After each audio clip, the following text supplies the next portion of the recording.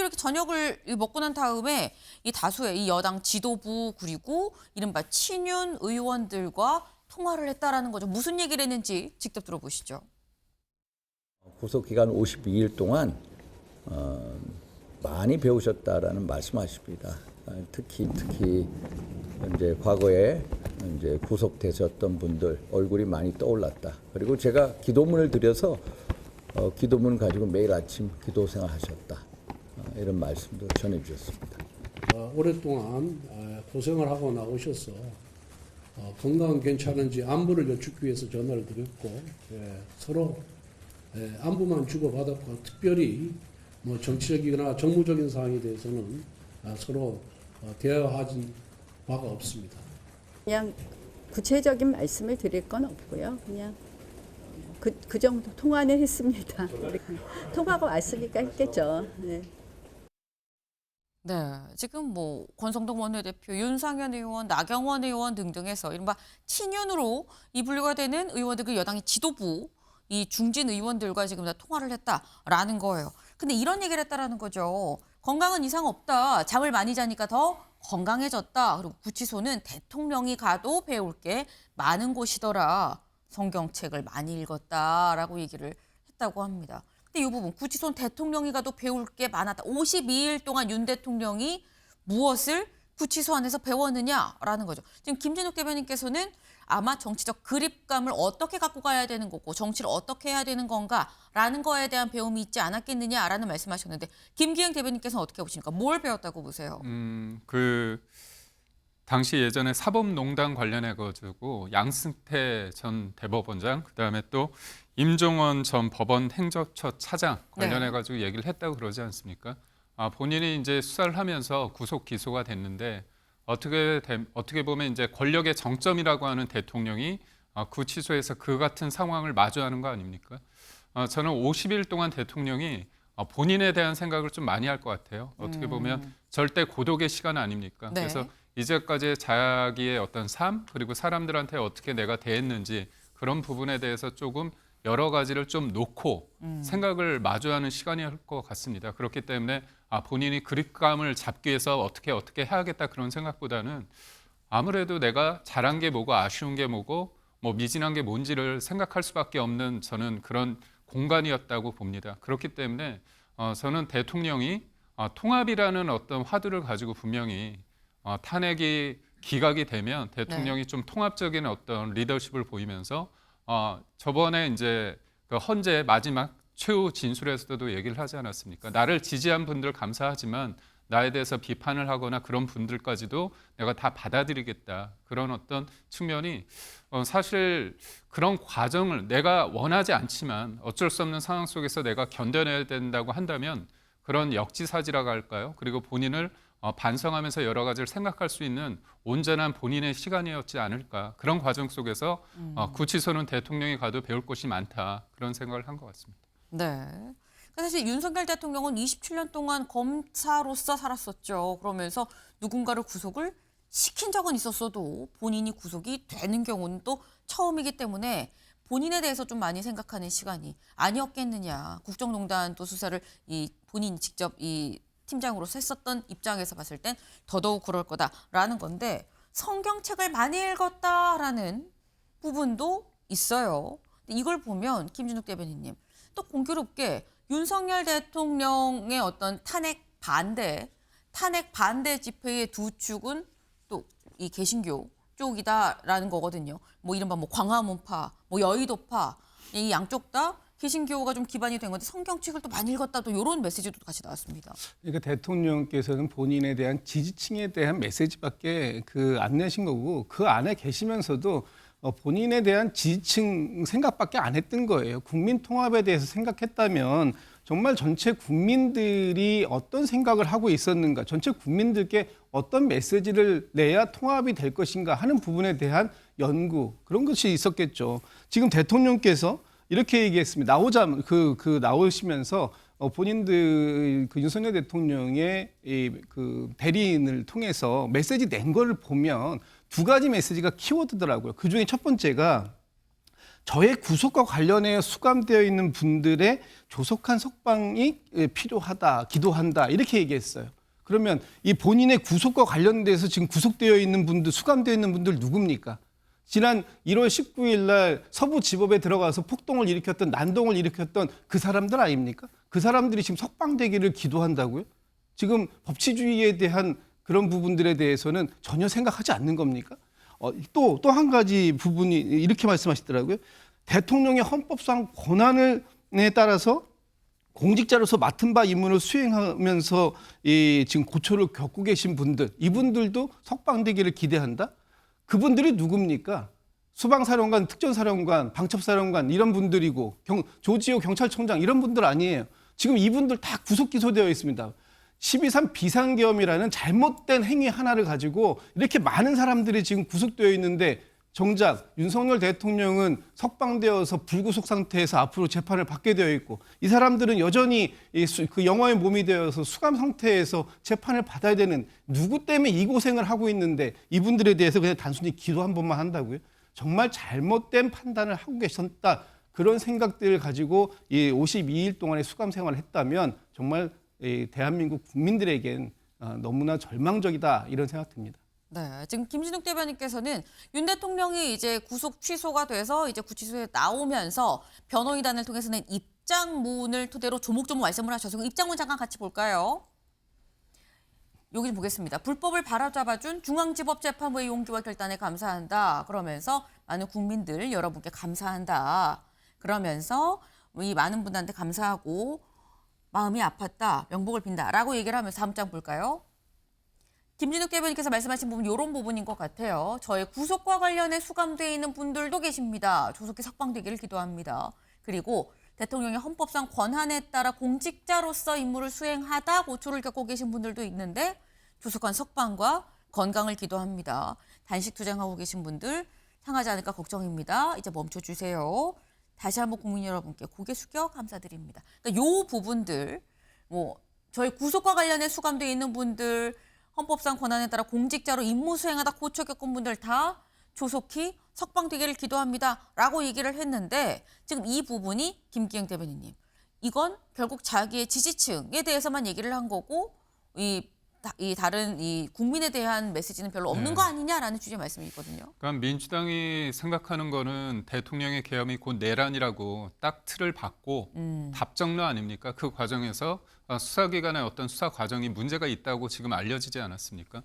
국민들이 그거에 대해서 적지 않은 분들이, 많은 사람들이 동의하지 않습니다. 그렇기 때문에 대통령은 본인의 대통령의 권한으로서 비상계엄을 선포했기 때문에 그 과정에서 본인의 지시에 따라 어떤 행동을 했는데 그로 인해서 고초를 겪고 있는 사람으로선 대통령으로서 위안을 얘기하고 뭔가 그분들의 어떤 선처를 바라는 그런 얘기는 충분히 할 수 있다고 봐요. 그리고 또 하나는 대통령이 어떤 특정한 소위 말해서 대통령의 어떤 탄핵을 반대하는 세력들이 개신교 종교인들이기 때문에 그분들에 대해서 호소하기 위해서 성경을 읽는 건 아닙니다. 대통령은 미션 스쿨을 나왔습니다. 개신교 교회도 다녔고요. 대학교 때는 세례도 받았습니다. 천주교 성당도 다녔습니다. 그리고 성경이란 건 누가 읽었더라도 사실 폭력을 사주하는 건 아니지 않습니까? 어떻게 보면 사랑이라는 어떤 그런 큰 어떤 뭐랄까요? 큰 사랑으로서 어떤 세상에 대해서 소위 말해서 상대를 소위 말해서 뭐라고 할까요? 나를 싫어하고 악인마저도 이렇게 품으라는 그런 내용 아닙니까? 그렇기 때문에 성경을 읽었다는 자체를 그렇게 폄하하거나 아니면 본인의 생각에 갇혀 있다 이렇게 비판하는 건 좀 맞지 않을 것 같고 저는 그제죠. 대통령이 이제 석방하는 과정을 보면서 본인은 그랬을 것 같아요. 그러니까 내가 사람의 어떤 선이라는 게 있지 않습니까? 그렇지만 그 과정 속에서 이게 내란으로의 어떤 프레임 속에서 전반적인 어떤 대한민국의 혼란에 대한 그런 상황, 그런 거에 대해서 당연히 대통령으로서 어떤 무거운 책임감 같은 걸 느낄 수밖에 없고 그거에 대한 그 과정 속에서 사람이 어떤 사람을 좋아한다는 게 어떤 겁니까? 나를 지켜줘서가 아니라 내가 생각한 바를 동의하고 같이 해줌으로써 대한민국을 지키고자 하고 법치를 지키고자 하고 그리고 미래를 위한 본인의 생각을 이렇게 지지하는 분들에 대해서 감사의 마음을 표했다. 이렇게. 네. 그러니까 지금 말씀은 원래 윤 대통령이 미션 스쿨 나오고 교신교구 세례도 받고 다 했었다. 그렇기 때문에 그게 뭐 이렇게 연계를 해갖고 볼 일은 아니다라고 말씀을 하셨는데 사실 연계해서 볼 일이 아니라고 얘기를 할 수 있어요. 그런데 문제는 윤 대통령에 대한 어떤 탄핵 반대를 얘기하는 게 지금 손현보 목사와 전광훈 목사 지금 두 그룹으로 나뉘는 건데 전광훈 목사가 이런 얘기를 했다라는 거죠. 잠깐 들어보고 올까요? 이거는 이제 헌법재판소는 그건 재판 하나 많아요. 헌법재판소가 뭐 딴짓했다. 국민 저항권을 발동하여 If they try to mess up our 한 name, 칼에 날려버려 한 we 칼에. are going. 헌법재판소를 한 칼에 날려버려야 된다라고 얘기를 했어요. 근데 이런 전 목사의 발언이 김기행 대변인님 사실 이 성경 많이 읽었어요라고 얘기를 하는 윤 대통령한테 자칫 오버랩이 될 수도 있는 부분 아니겠느냐라는 우려도 나오거든요. 그러니까 대통령에 대해서 헌재 심판에 대해서 문제를 제기하는 방식에 있어서 저는 거친 표현은 저는 동의하지 않습니다. 하지만 국민들이 지금의 상황을 봤을 때 과연 헌재가 헌법과 법률에 의해서 절차를 충분히 지키면서 하고 있느냐 이 부분에 대해서는 조금 많이 반발하고 있는 면이 없지 않아 있습니다. 그래서 거리에서 그다음에 광장에서 이렇게 탄핵에 반대하는 게 대통령 한 개인을 지키고자 하는 게 아니라고요. 이게 쉽게 말해서 대통령이라는 거는 국민들이 선택한 사람 아닙니까? 네. 근데 그런 사람들을 사실상 선출되지 않은 권력이 대통령을 탄핵에 이르기까지 하기 위해서는 무엇보다도 진짜 적합한 어떤 증거를 가지고 해야 되는데 우리가 이번에 구속 취소의 어떤 상황을 봤을 때 그 수사의 어떤 첫 단추라고 할 수 있는 공수처의 수사마저 흔들리고 있지 않습니까? 그리고 검찰의 수사 또한 냉정하게 봤을 때는 내란 수사를 할 수 있는 권한이 없습니다. 그렇다면 헌재가 검찰 조사의 어떤 진술 내용 그걸 그대로 가져다 쓰는 부분이 헌재법 위반이라는 주장도 있습니다. 그렇다면 검찰 수사기관의 어떤 조서의 어떤 근거에서 한다고 한다면 실제로 법정에서 이루어지는 실제의 진술과 상충이 됐을 때 후자 즉 공판에서 이루어지는 어떤 진술의 무게를 둘 수밖에 없는 공판 중심주의 쪽으로 재판이 이루어져야 되는데 실질적으로 8차례 기일이 일방적으로 지정이 됐습니다. 그렇다면 충분한 방어권 행사가 가능했는지에 대해서는 의문이라고 볼 수 있습니다. 네. 그러니까 지금 이제 과도한 과격 발언에 대해서는 반대하지만 헌재가 그런 부분을 좀 자초한 면이 없잖아 있다라는 말씀인 것 같아요. 김준욱 대변인님. 믿음, 소망, 사랑 이게 성경에서 얘기하는 내용 아닙니까? 그런데 지금 이 부분을 말씀하시는 정광훈 목사 같은 분들은 계속해서 결국은 반대 세력은 처단의 대상, 척결의 대상으로밖에 안 보이는 거잖아요. 그렇기 때문에 성경을 잘못 읽었다고 얘기하는 거고 그런 모습을 지금 윤석열 대통령도 똑같이 보여주고 있기 때문에 과연 국민 통합이 되겠느냐 하는 부분을 지적하는 겁니다.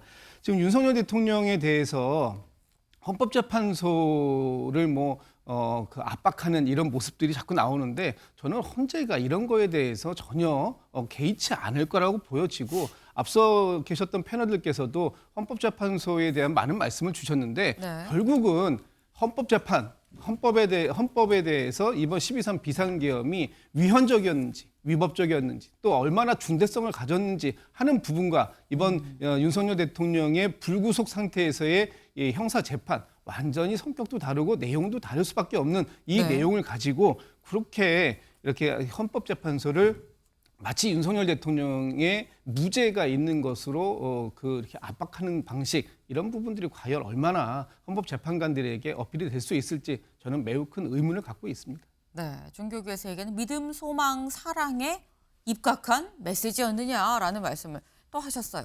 근데 지금 저희가 얘기한 거는 윤 대통령이 지금 이 메시지는 윤 대통령이 이제 구속 취소가 되고 서울구치소를 나오고 난 다음에 낸 메시지인 거죠. 그럼 윤 대통령 앞으로도 계속해서 뭔가 이제 관저에서 있기 때문에 관저에서 메시지를 내는 것이냐라는 건데 다음 기사를 좀 볼까요? 석방길 지지층 달래인 윤 대통령 용산 겸허히 선고 기다릴 거다라는 겁니다. 네, 이 겸허히 선고를 좀 기다리겠다라고 얘기를 한 거예요. 이 얘기인즉슨 추가적으로 메시지를 더 낼 생각은 없다라는 취지로 지금 이해가 되는 거거든요, 김기흥 대변인님. 윤 대통령은 이 헌재의 탄핵 심판이 나올 때까지는 추가 메시지는 없다라고 보면 되는 겁니까? 그러니까 저희가 그 헌재에 대해서 문제 제기하는 거는 네. 결과에 대해서 불복하기 위한 그야말로 밑자락을 깐다는 민주당의 어떤 주장에 동의할 수 없습니다. 그 결과에 대해서는 존중하겠죠. 그렇지만 네. 지금 만약에 구속 취소라는 것들을 대통령 변호인들이 문제 제기하지 않고 그리고 국민의힘이나 국민들이 공수처의 어떤 수사 권한에 대해서 문제 제기하지 않았다면 대통령이 과연 석방이 됐겠습니까? 문제가 있기 때문에 저희가 문제 제기를 했고 그게 결과에 이르게 된 겁니다. 그렇기 때문에 헌재도 법위에 헌재 재판소가 있는 게 아닙니다. 국민이 있고 요즘에는 많은 분들이 네이버나 어떤 포털만 봐도 이 법이 뭔지를 알고 있습니다. 그렇기 때문에 하나하나 그러니까 논란이 될 수 있는 내용적인 측면이 아니라 과연 절차적 하자가 있느냐 부분에 대해서 그러니까 대통령에 대해서 책임을 지우는 게 뭡니까? 계엄에 있어서의 어떤 절차적 하자가 있느냐 그 하자가 중대하느냐의 부분 아닙니까? 그렇다면 대통령에 대해서 책임을 지우는 그런 사법 절차에 있어서 절차적 문제가 있다고 하면 이거는 네. 맞지 않는 거지 않습니까? 그러니까 적법 절차가 망가진 민주주의나 법치주의는 생각할 수 없다는 측면에서 이 부분은 굉장히 중요하다고 할 수밖에 없고요. 그런 측면에서 저희는 이 어떤 문제가 있다는 것은 충분히 방어권 보장, 특히나 대통령 한 개인을 넘어서 대통령을 파면에 이르느냐 안 되느냐에 있어서 납득이 되지 않았을 때 우리가 갈등이 법원을 통해서 더 증폭된다면 그건 문제이지 않습니까? 그래서 법정을 통해서 법을 통해서 하나가 되기 위해서라도 문제가 있는 것은 저희들은 지적할 수밖에 없다. 이렇게 봐주시면 좋겠습니다. 네. 그러니까 민주당에서 뭔가 불복하려고 쉽게 말해서 밑밥을 까는 거다라는 이런 취지의 주장은 용납될 수 없다. 그게 아니라 문제가 이상을 제기하는 거 아니겠느냐라는 말씀인 건데, 그러면서 윤 대통령은 어쨌거나 헌법재판소의 판단이 나올 때까지는 추가적인 메시지는 자주 내지 않을 거다라는 말씀인 거죠. 네, 그렇습니다. 만약 네. 제가 볼 때 필요하다면 네. 선고일이 정해진다고 한다면 네. 저는 대통령 입장에서는 최후 진술에서 얘기했던 임기단축 개헌을 통해서 대한민국이 좀 바뀌고 하나로 모아질 수 있는 어떤 개헌에 대한 얘기를 할 수 있지 않을까 생각합니다. 네. 윤 대통령이 직접 얘기를 하진 않을 거다라고 말씀을 하셨어요. 다만 선고 기일이 정해지면 좀 모르겠다라고 말씀하셨는데 다음 기사를 좀 볼까요? 헌재 선고 차분히 기다린다는 윤, 친윤과는 전화 소통했다라고 얘기를 했는데 지금 방금 심우정 검찰총장이 출근을 했습니다. 뭐라고 얘기를 하는지 직접 좀 들어보시죠. 인권보장은 제가 취임 이후 계속하여 강조해온 검찰의 기본적인 사명입니다. 기소 이후에 피고인의 신병에 관한 판단 권한은 법원에 있기 때문에 그러한 법원의 결정을 존중하였습니다. 법원의 판단은 구속기간 산정에 대하여 오랫동안 형성되어 온 법원 검찰의 실무관행에 문제가 있고 가사 그러한 문제가 없더라도 법률의 불명확으로 인해 수사과정 절차의 적법성에 의문이 있어서는 안 된다는 것입니다. 그러한 법원의 결정 취지를 모두 종합하였습니다. 즉시 항고하지 않은 것은 보석과 구속 집행정지 또 구속 취소에 대한 즉시 항고 제도는 52년 전에 이른바 유신헌법 시절 국회를 해산하고 비상입법기구에 의하여 도입된 제도인데 기존의 헌법재판소에 의해서 보석과 구속 집행정지에 대한 즉시 항고는 2차례 위헌 결정이 있었습니다. 법원의 인신구속에 관한 권한은 법원에 있다는 영장주의와 적법 절차의 원칙, 과잉금지의 원칙에 위반하기 때문에 위헌이라는 명확한 판단이 있었고 그러한 위헌 판결의 취지를 따라서 즉시 항고하지 않은 것입니다. 수사팀의 반발도 컸다면서요? 수사팀은 수사팀의 의견을 제출하였고 저희 대검의 부장회의 등을 거쳐서 모든 의견을 종합해서 제가 판단을 한 것입니다. 검사장 회의 열면서 시간이 좀 더 지체됐다는 비판도 있었는데 여기에 대해서 어떻게 생각하십니까? 이런 국가적 중대 사안에 대해서 저희의 처분 방향이나 법률적 쟁점에 대해서 의견을 충분히 듣고 판단을 하기 위해서 검사장 회의를 연 것입니다.